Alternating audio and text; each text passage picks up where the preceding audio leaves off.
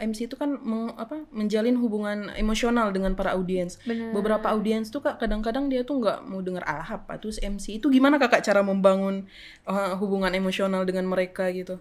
Kalau jadi MC sendiri itu Apakah bisa seorang mahasiswi yang dia memiliki kepribadian introvert, dia nggak berani nih, kayaknya nggak jiwa saya sih Kak, saya tuh introvert di belakang layar aja, itu gimana Kak? Apakah berhubungan dengan dunia per-MC-an atau bisa anak yang introvert itu terjun di dunia per-MC-an? Mungkin teman-teman nanya nih kan, ini di bagian mana nih inspirasi Kak Syarifah gitu. Rizka pengen Kak Syarifah, oke? Oke Kak Fatimah boleh, Kak Zahra juga Semua boleh ya. Oke, Kak Syarifah. Jadi boleh nggak kita sharing ya di sini, kita diskusi aja biar nggak tegang-tegang kali juga ya. Kayak aduh. biar santai ya. Iya santai aja. Oke Kak Syarifah, selama ini kegiatannya apa ya? Nah, kalau sekarang sebenarnya lagi libur ya kalau sekarang ya. Iya lagi libur sih, lagi semester juga ya. Cuman sekarang emang lagi masih kuliah di semester 7 insyaallah semester depan. Itu di Informatika Unsia. Informatika Unsia semester 7 ya. Kebetulan nih di semester 7 mau penelitian juga. Alhamdulillah kemarin ikut ada penelitian di MBKM Riset. Juga itu mau ke Bogor insyaallah. Doain ya. Kapan ya ke Bogornya? Kalau ke Bogornya awal Agustus Awal mungkin. Agustus. Insyaallah. Jadi kegiatannya itu sekarang sama karena lagi libur, kemarin ada beberapa kali MC dan kemarin baru selesai udah turun jabatan sebenarnya ya, udah ganti ke 2023 itu di Duta Wisata Kota Banda Aceh. Duta Wisata Kota Banda Aceh. Kita mau kulik nih terkait kakak nih. Jadi Kak Syarifah Fatimah Zahra ini, beliau ini seorang mahasiswi di informatika. Iya benar. Ya, informatika di USK ya, semester 7. Jadi beliau juga udah pernah di Duta Wisata Kota Banda Aceh tahun 2022. Artinya banyak pengalaman lah di situ ya. Lumayan lah ya. Alhamdulillah lumayan pastinya. Cuman kemarin kebetulan kalau di Duta Wisata 2022 karena berbarengan sama ada ikut pertukaran kan, pertukaran kampus Merdeka.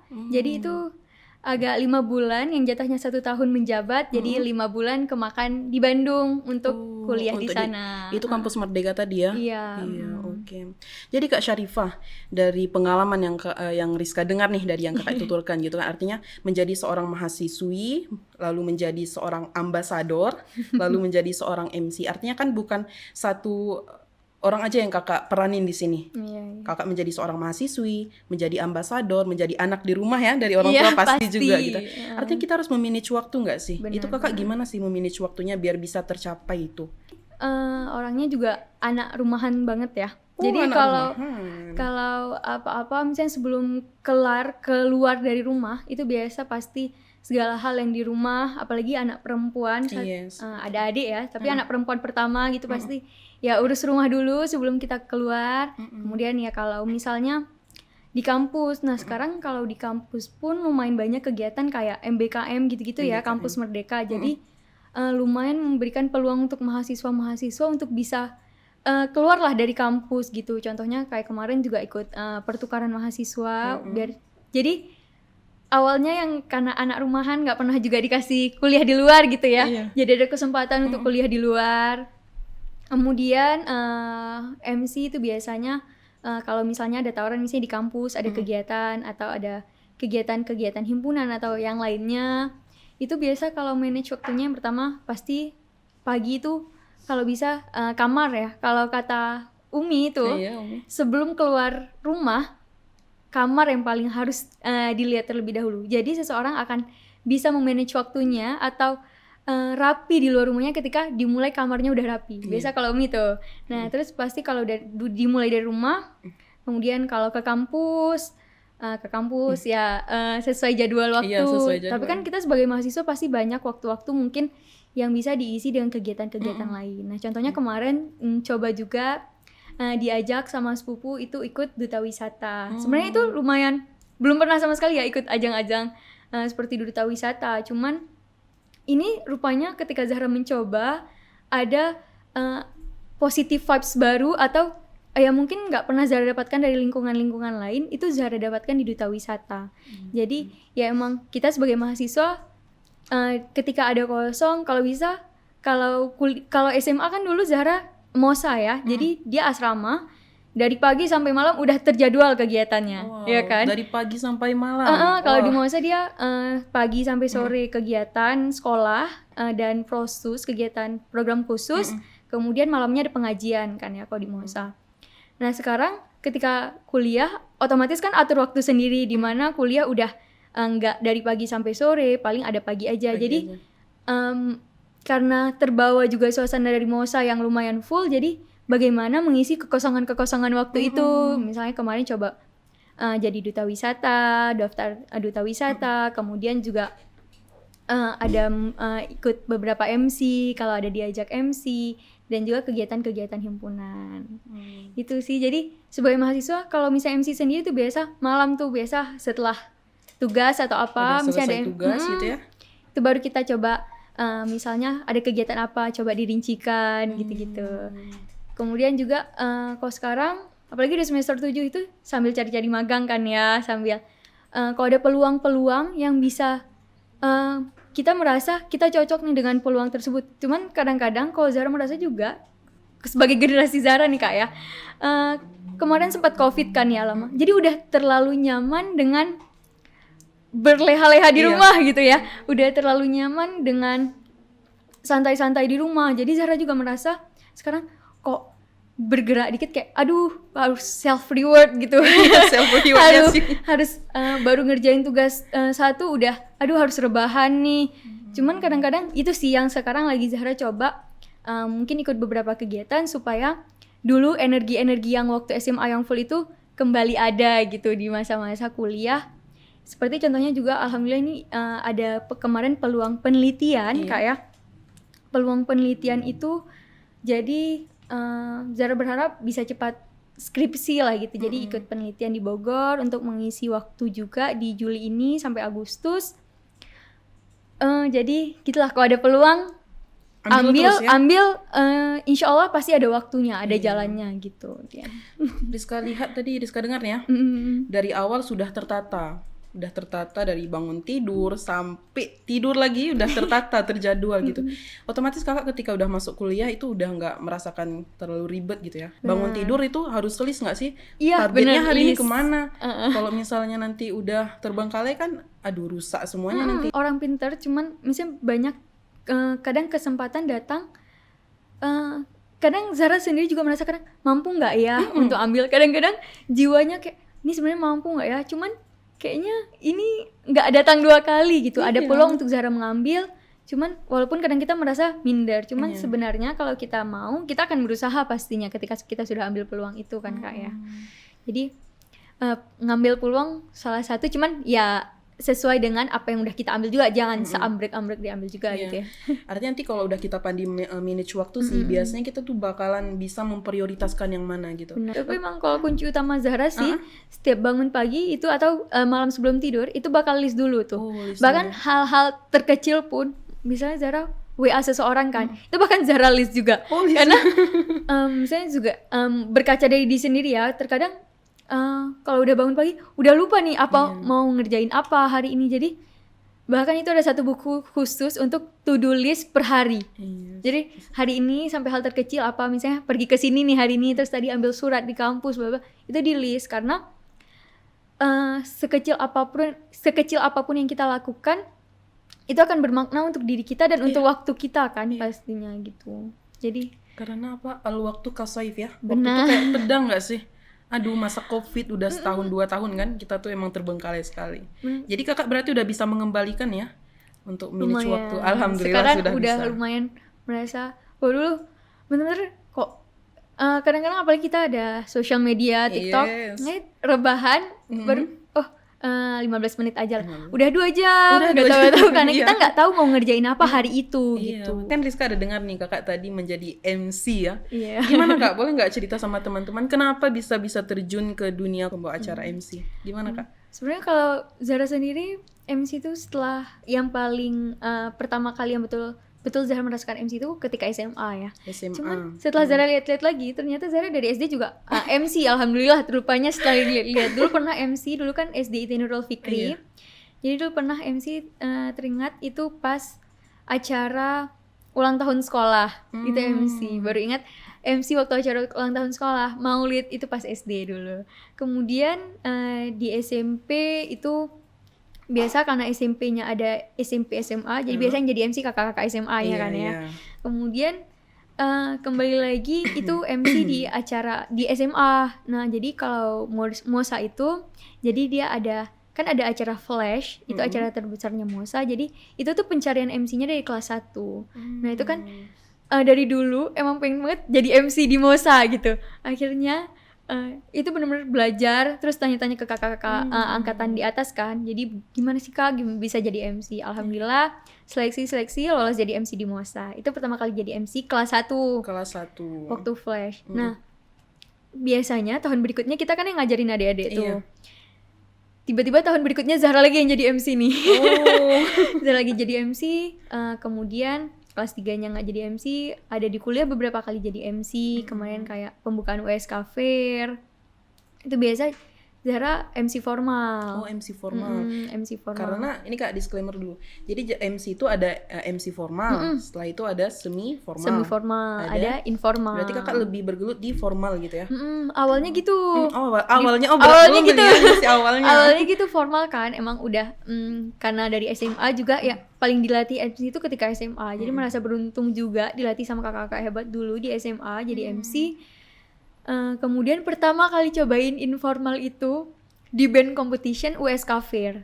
Nah itu sebenarnya agak deg-deg-dugser karena belum pernah jadi MC informal dan itu lomba band. Ternyata Zahra mencintai hal itu gitu. Zahra suka berinteraksi dengan orang lain walaupun mungkin kalau dilihat-lihat masa itu masih gaguk-gaguk ya kita karena baru pertama kali. Kemudian kemarin juga ada di acara di Nutrihub itu jadi MC informal, ternyata menyenangkan itu berkomunikasi dengan orang, melihat orang banyak di depan kita. Gitu sih awalnya jadi MC. Dulu sampai gemetaran, masih pegang mic itu masih gemetaran sebenarnya. Itu masih awal-awal. Masih awal-awal masih gemetaran. Bahkan sekarang sebenarnya masih gemetaran, cuman bagaimana meminimalisir itu ya dengan diri sendiri kayak pasti bisa nih, gak boleh deg-degan gitu. Nervous sih masih sampai sekarang. Kak, jadi kan yang Rizka tahu ya, sependek pengetahuan Rizka gitu, menjadi MC itu kan artinya menjadi tolak ukur keberhasilan sebuah acara. Nah itu Kakak ada nggak sih hambatan, tantangan yang Kakak lalui ketika sampai bisa nih ke proses sekarang kan satu hal yang nggak mudah ya teman-teman. Lumayan. Dulu ingat banget waktu SMA ini Kak. Jadi waktu SMA itu yang tahun kedua jadi MC, jadi agak template dari tahun sebelumnya juga sih. Jadi itu sebulan sebelum MC acara pembukaan flash itu udah nggak boleh makan gorengan. Sebulan loh. Iya, nggak boleh makan gorengan, nggak boleh minum air dingin, gitu-gitu. Nah itu kan ya kita juga merasa bertanggung jawab atas kita sebagai MC. Pokoknya itu nggak makan gorengan, berusaha nggak makan nasi goreng. Padahal kalau di Mosa itu paling enak nasi gorengnya. Nasi goreng iya benar. Itu dan tiba-tiba itu padahal udah nggak berusaha untuk nggak makan ya, emang nggak makan. Tiba-tiba 2 hari, sehari ya kalau nggak salah, itu suaranya waktu latihan hampir hilang. Itu mau nangis dan jadinya malam itu minum air jahe segini air jahe. Aqua botol itu minum air jahe di Mosa. Makasih kakak dapur yang udah buatin air jahe. Itu makasih kakak dapur. Itu alhamdulillah karena minum itu malam, pokoknya minum itu besok paginya alhamdulillah suaranya aman lagi. Itu perjuangan sih kalau jadi MC kemarin karena acara besar dan kita udah dipersiapkan lama. Itu perjuangan. Kemudian kalau MC biasa emang deg-deg-dug, apalagi kalau Zahra tuh paling sekarang takut salah pengucapan. Biasa kan ada tamu-tamu penting tuh. Nah itu tuh bahkan kalau tamu di Mosa itu kan kita udah list dari lama. Jadi bahkan Zahra sampai hafal itu nama tamu undangan. Sampai gelar-gelarnya itu luar biasa sih.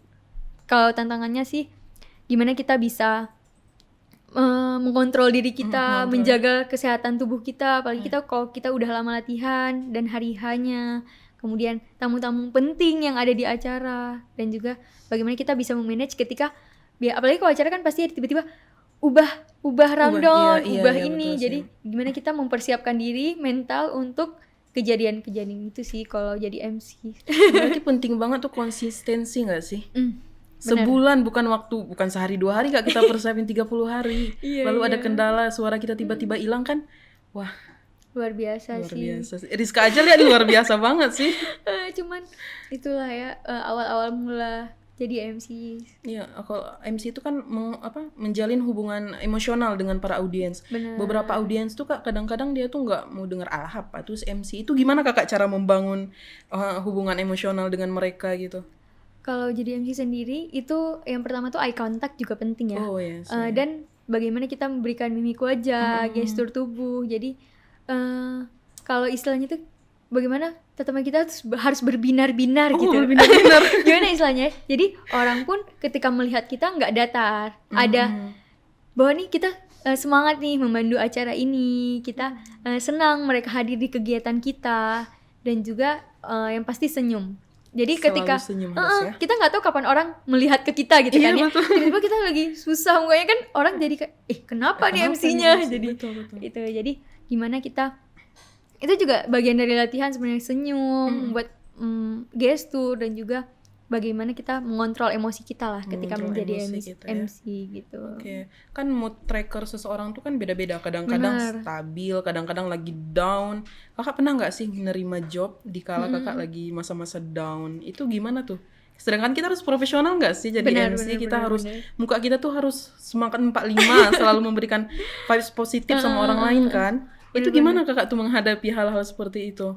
Menghadapi hal itu sebenarnya kalau Zahra sendiri Kak ya, MC itu Zahra udah merasa MC itu sesuatu hal yang Zahra senangi. Pertama.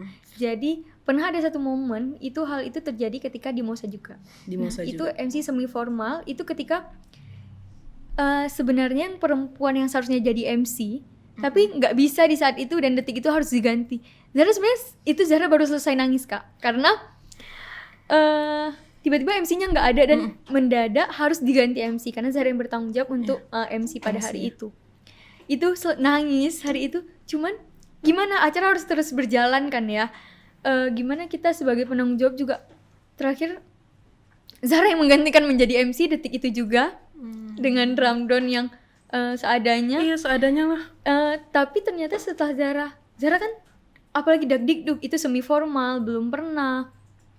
Di saat itu Zahra merasa ketika Zahra maju di panggung memandu acara, melihat orang lain senang ketika kita membawakan acara, yang awalnya sedih moodnya berubah kalau Zahra, jadi kembali happy gitu. Kayak orang nggak bakal tahu kita sebelum menjadi MC itu, orang hanya mau tahu ketika kita berada di atas panggung gitu. Dan juga Zahra merasa hidup Zahra sekarang ketika melihat orang bahagia itu kita ikutan bahagia. Jadi Zahra senang ketika apa yang Zahra kerjakan atau apa hal-hal yang Zahra lakukan hari demi hari ini menyenangkan orang lain gitu.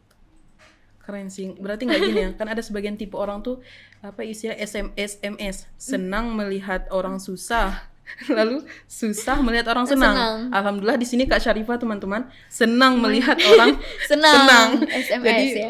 Keren sih ya. Masya Karena Allah, kalau Zahra sendiri ya, itu sebenarnya itu lumayan prinsip hidup sih dari orang tua juga, dari Umi. Itu ketika kita mempermudah, mempersenang orang lain, insya Allah kita akan diberikan kesenangan, kemudahan berlipat-lipat ganda gitu kan ya. Jadi mungkin untuk teman-teman yang sering nih mempersusah-susah, atau mungkin dia seseorang yang memiliki kebijakan atau terkadang dia hanya memikirkan dirinya sendiri gitu, padahal ketika orang lain membutuhkan sesuatu itu bisa mempermudah hidup orang tersebut dan sebenarnya bisa mempermudah hidup orang itu juga kan. Jadi memberikan kemudahan bagi orang lain itu pasti akan dibalikan ke kita, pasti kita akan diberikan kemudahan. Itu sering sih. Kalau mungkin ya satu tips juga itu Umi Zahra pokoknya rules semua melihat pada Umi gitu ya. Kalau Umi sendiri tuh ada satu itu untuk mempermudah juga ya.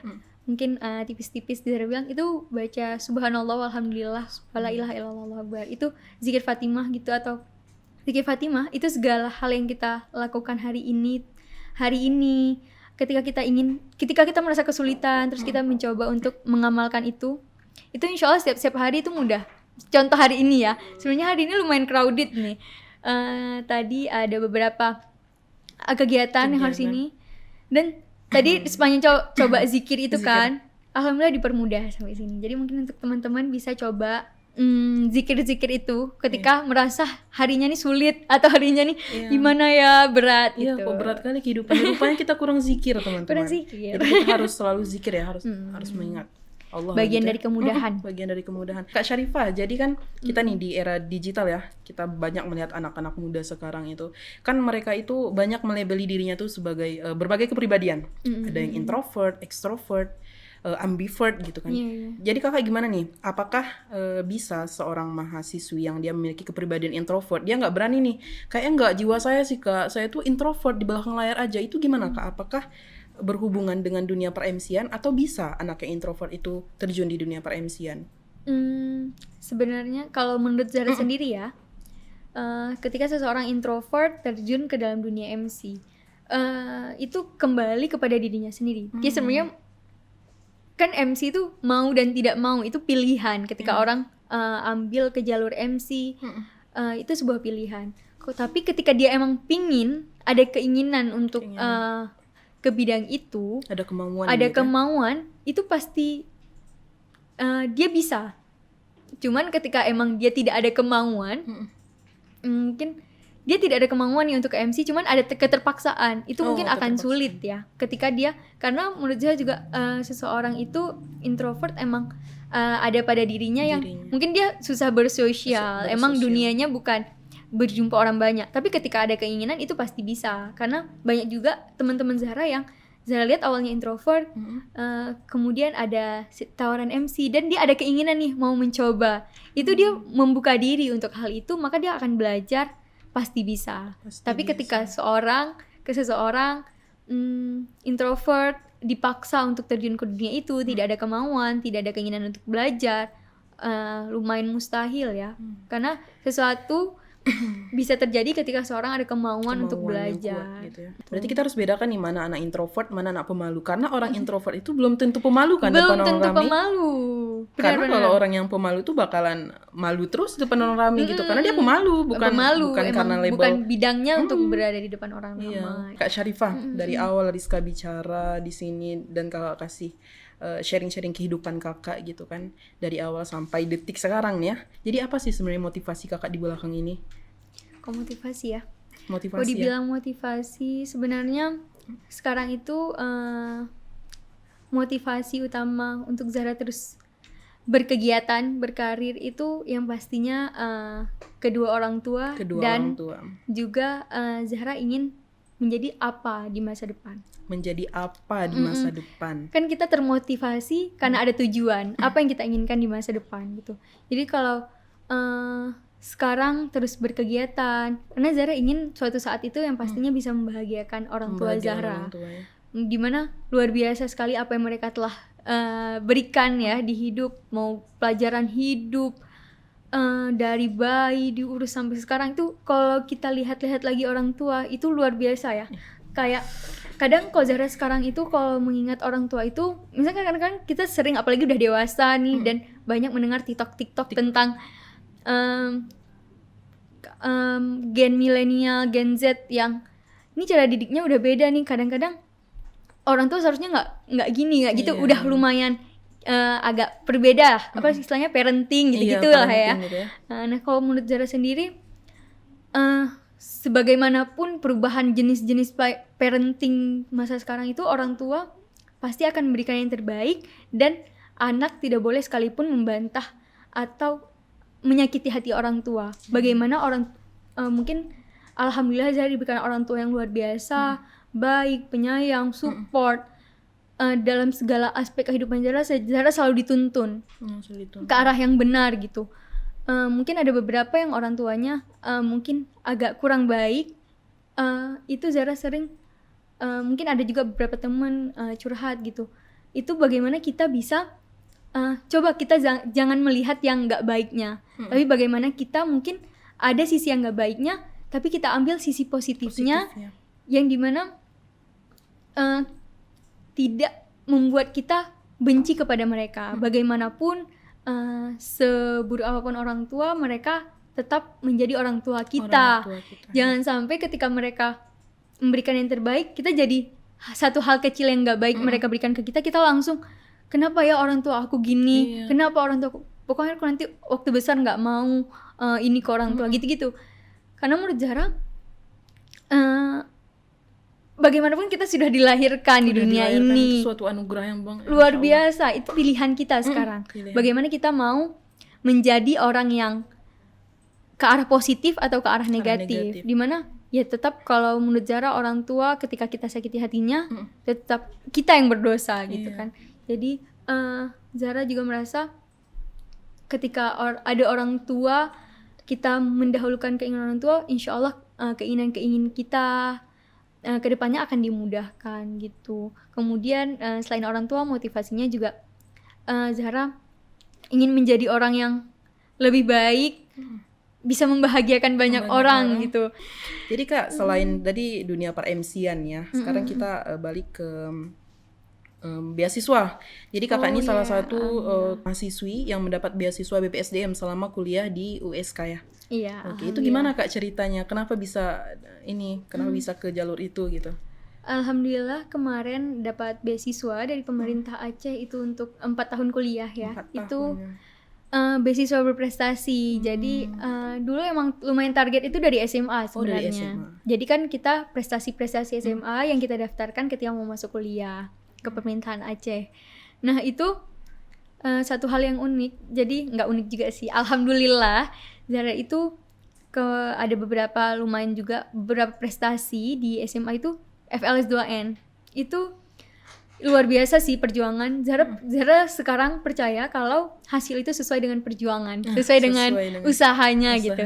Nah dulu itu Zahra latihan FLS 2N. Jadi biasa kalau beasiswa ini dia paling kan ada lomba-lomba Kemendikbud seperti Olimpiade, FLS 2N, kemudian ada O2SN dan lain-lain. Itu sangat lumayan diperhitungkan untuk bisa mendapatkan beasiswa. Nah kemarin Zahra mencoba nih di bidang kriya FLS 2N. Nah itu latihan selama berbulan-bulan waktu puasa itu di Mosa, latihan untuk FLS 2N, dibimbing oleh Pak Martian dulu, sama ada teman yang satu lagi cowok namanya Rivia Lusiki. Jadi kami berdua berjuang untuk FLS 2N dari kota.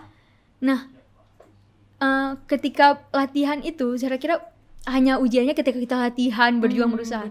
Nah pada saat itu saya dihadapkan lagi dengan satu, menurut Zahra itu juga sebuah cobaan. Sebenarnya itu membahagiakan. Nah Zahra itu sebelum itu ada juga ikut lomba sejarah namanya LASEDA, Lawatan Sejarah Daerah. Itu tingkat daerah. Nah yang menangnya akan diikutkan ke tingkat nasional. Nah pada saat Zahra sudah mempersiapkan FLS 2N, tiba-tiba keluar pengumuman untuk LASEDA ini. Jadi alhamdulillah terpilih menjadi peserta terbaik yang akan dikirimkan ke nasional. Otomatis dan kegiatannya akan berdampingan dengan FLS 2N tingkat kota. Jadi itu kan menurut Zahra itu Zahra juga salah satu dihadapkan dengan pilihan yang sulit ya pada saat itu, karena dimana harus memilih ikut lomba yang tingkat kota atau mengikuti lomba tingkat nasional nih. Sedangkan yang tingkat kota udah latihan berbulan-bulan dan FLS 2N itu Zahra Masya Allah itu karena harus membuat keputusan. Lasenas akan segera berangkat, kota juga akan segera lomba. Jadi Zahra mau ikut yang mana nih gitu kan. Itu diskusi sama kepala sekolah, dibantu sama Pak Anwar dulu kepala sekolah Mosa, Pak Martian juga. Orang tua lagi berperan di situ, bagaimana mereka mensupport, meyakinkan, membantu untuk diskusi dengan kepala sekolah. Apalagi orang tua lebih tahu kan mana yang terbaik gitu. Jadi pada saat itu Zahra sampai sholat istikharah, walaupun Zahra sebenarnya lumayan kurang tahu sebenarnya jawabannya. Sepertinya jawabannya emang dari lingkungan gitu kan. Jadi kemudian diyakinkan sama guru, coba aja ikut FLS 2N aja. Insya Allah FLS 2N akan membawa kamu juga ke nasional gitu, kata guru. Orang tua juga kan. Terakhir bismillah walaupun dengan nangis-nangis karena lawatan sejarah ini Zahra juga lumayan senang dan persyaratannya itu harus buat esai 10 lembar dalam satu, kemarin karena waktunya singkat. Jadi sekitar 2 hari itu harus buat esai sejarah. Dan esainya juga sudah Zahra kerjakan untuk kelas senas. Jadi bismillah, akhirnya esainya Zahra berikan ke teman untuk diwakilkan kelas senas. Zahra fokus ke FLS2N Kota. FLS2N Kota alhamdulillah menang, lanjut ke provinsi juga bersama Rifia Lusidki tadi. Kemudian alhamdulillah provinsi menang juga ke tingkat nasional. Dan itu ketika udah nasional belum beruntung itu di Bandar Lampung. Alhamdulillah udah ke tingkat nasional rasanya udah imbang, udah dengan perjuangan yang memilih FLS2N tadi, alhamdulillah ke tingkat nasional. Dan kemudian tiba-tiba dapat WhatsApp setelah FLS2N untuk ikut Olimpiade Sejarah Nasional. Naik ke tingkat nasional. Langsung di nasional. Jadi itu di UI lombanya di Universitas Indonesia untuk ikut kegiatan sejarah itu shock karena kan Lasanas jadi nggak sempat ikut, tapi dipercaya untuk ikut Olimpiade Sejarah Nasional di Jakarta. Dan itu ketika kita ikhlas memilih sesuatu, melakukan sesuatu, Allah pasti akan gantikan ya, gantikan dengan yang lebih baik. Jadi itu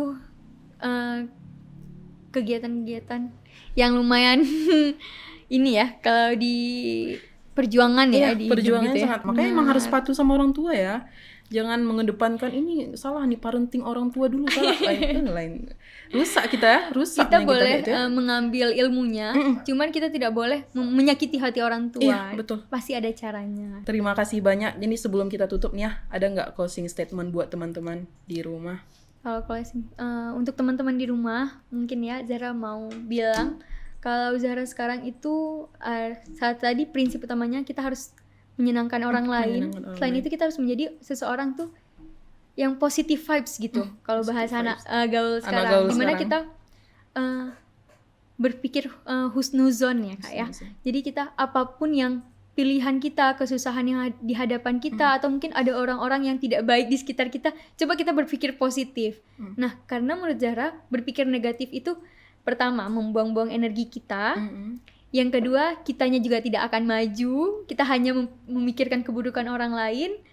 Dan ketiga yang pasti bisa menimbulkan dosa ketika kita tidak menyukai orang lain, atau kita bersuuzon ke orang lain, atau hal-hal yang ada di hadapan kita. Apalagi mungkin sebenarnya hal yang ada di hadapan kita yang kalian merasa itu susah atau kenapa sih gitu. Itu mungkin pilihan dari Allah. Itu emang Allah sudah menentukan itu. Ketika kita positive thinking, apapun yang terjadi di hidup kita, insya Allah segala hal di hidup kita akan ada jalannya, ada jalurnya gitu. Terima kasih Kak Syarifah Fatimah Zahra. Lain waktu kita jumpa lagi ya, kita sharing lagi. Jika video ini bermanfaat untuk Anda, silakan subscribe, like, dan nyalakan loncengnya.